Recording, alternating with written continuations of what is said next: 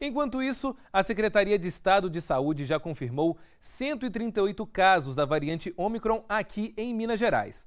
Olha, Belo Horizonte lidera esse número com 76 confirmações.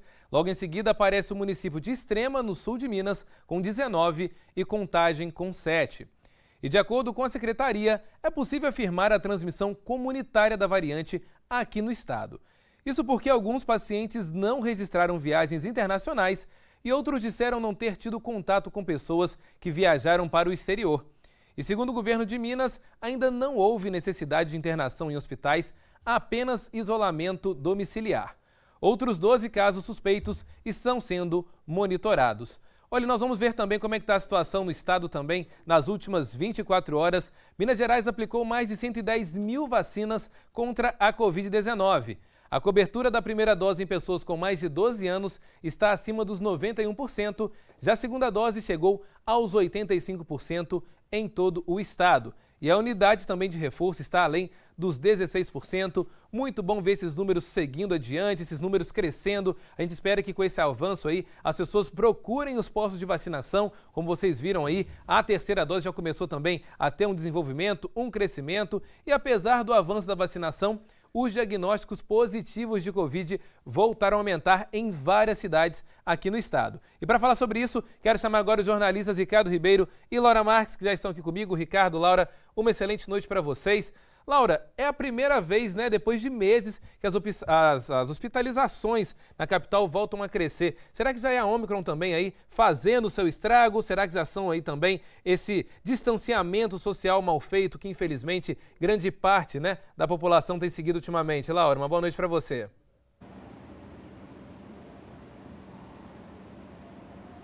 Boa noite, Elias. Boa noite, Ricardo. Boa noite para os nossos telespectadores. Pois é, a primeira vez, depois que a gente já tem uma vacinação mais robusta, que os índices de infecção pela Covid-19, os índices de ocupação nos hospitais começam a crescer e começam a preocupar os especialistas.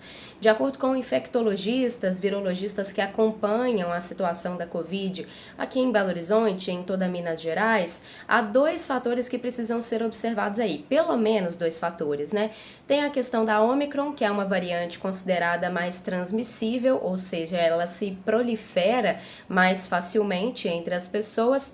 Aliás, 3 fatores. Outra questão, o isolamento também, né, foi reduzido. Atualmente não tem mais isso, né? As pessoas se fazem grandes reuniões, grandes festas, e a gente teve as festas de final de ano.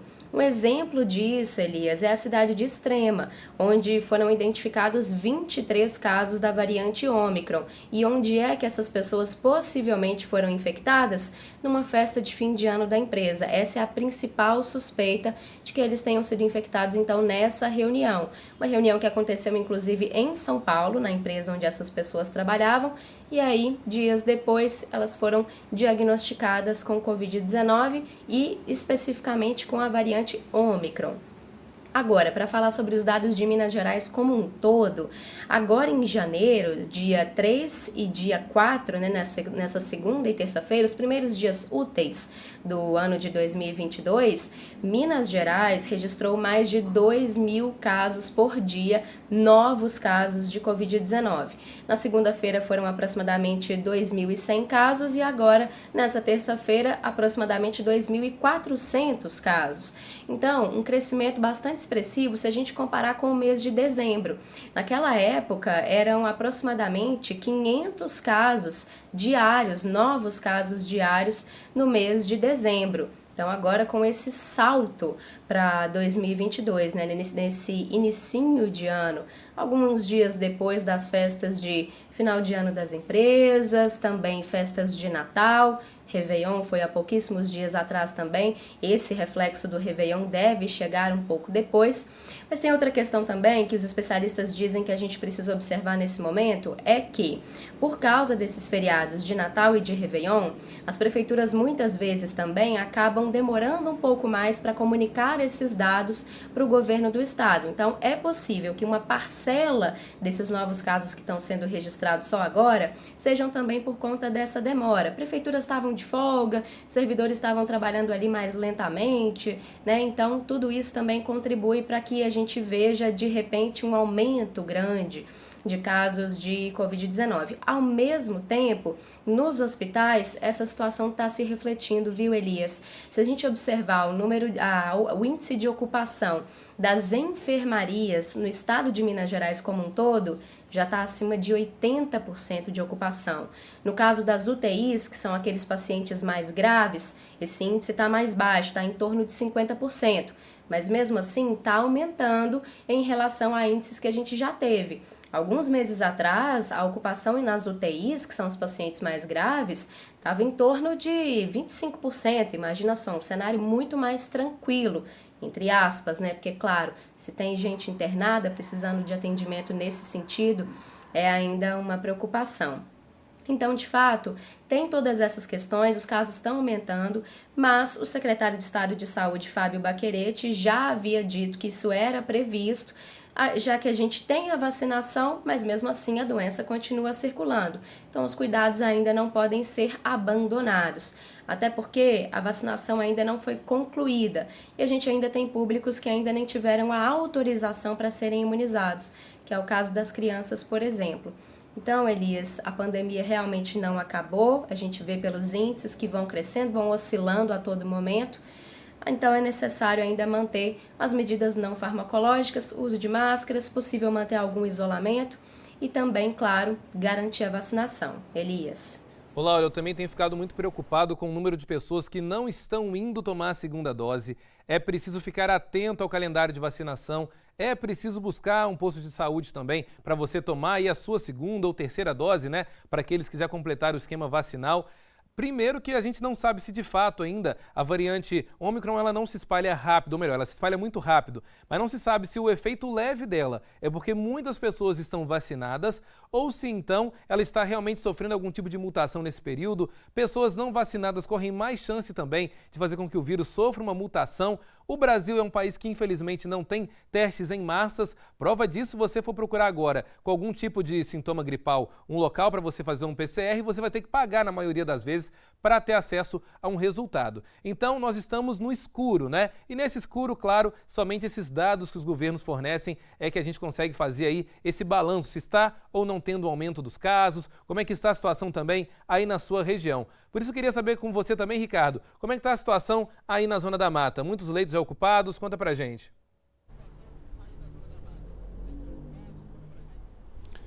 Boa noite, Elias, Laura, boa noite a todos. Aparentemente, a situação é de preocupação. Eu falo aparentemente com base no que eu tenho conversado, com o que eu tenho falado e apurado no que diz respeito aí ao cenário atual da pandemia. Ainda que os números mostrem um aumento nos casos, nas internações, mas o cenário é de estabilidade, segundo pegar a maior prefeitura da Zona da Mata, que é Juiz de Fora. E desde segunda-feira eu tenho falado, desde ontem, né, tenho falado direto com a assessoria da Secretaria de Saúde aqui em Juiz de Fora sobre esse assunto e não há, nesse momento, nenhum motivo para pânico. A vacinação segue, claro que algumas pessoas não foram buscar a segunda dose, a terceira que precisa ser tomada, mas a vacinação prossegue num ritmo muito bom, aceitável inclusive. Nesse momento não há até dados para explicar o porquê desse cenário. Vamos lá, a questão da internação. De fato, houve sim um aumento nos números apresentados no balanço diário da Prefeitura de Juiz de Fora no que se refere às internações de leitos de UTI SUS. Isso é possível explicar pela seguinte situação. Até o final do ano agora, de 2021, Juiz de Fora contava com 51 leitos de UTI SUS. Houve uma desmobilização desses leitos por conta da situação mais amena no que diz respeito à pandemia e esse número caiu para 35 leitos. Então, por isso que esse dado acabou levando o índice para cima.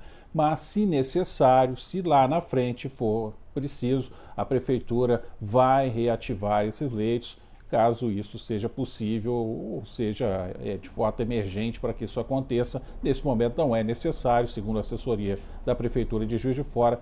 Portanto, essa é a situação no que diz respeito a essa explicação. E outro dado também que deixa as pessoas de forma mais tranquila em relação a isso, que a Juiz de Fora já está há 3 semanas sem apresentar nenhuma morte por Covid, é um outro ponto importante que precisa ser levado em consideração também. Ainda que a gente tenha ouvido e estamos ouvindo falar sobre a florona, que é essa co-infecção, essa infecção ao mesmo tempo da Covid e também da influenza, a vacinação, segundo os especialistas, tem sido fundamental para deixar esses sintomas mais brandos nessas pessoas. Inclusive, eu tive acesso agora no final da tarde a um desses 3 exames que estão em poder da Vigilância Sanitária em Juiz de Fora, estão sendo analisados. Esses 3 exames apresentaram positivo para a influenza A e também para a Covid. Um desses exames que eu tive acesso mostra, inclusive, esse paciente com o cartão de vacinação, ele tomou as 2 doses de Covid e 1 dose da vacina contra a gripe e mesmo assim foi infectado, passa bem, está com sintomas brandos, mas é a vacinação que proporcionou a ele esse cenário de tranquilidade em relação ao que ele vem passando depois desse diagnóstico. Então, só reforçar que as pessoas continuem buscando a vacinação, continuem se imunizando. Já estamos chegando, já avançando na 3ª dose. Com 4 meses da 2ª dose, as pessoas já podem procurar aí a sua 3ª dose para se imunizar. E isso acontecendo, as variantes vão continuar surgindo, vão continuar chegando, a gente vai continuar noticiando, mas se a vacinação transcorrer dessa forma, o cenário continuará sendo de estabilidade e assim a gente espera que a gente não passe, né, pelos últimos 2 anos, como a gente viu aí, mesmo que o distanciamento ele não tenha acontecido como antes, mas ao mesmo tempo você tem aí uma imunização muito presente que também garante essa tranquilidade nas pessoas. Ricardo, Laura, muito obrigado. Daqui a pouquinho eu volto a conversar com vocês.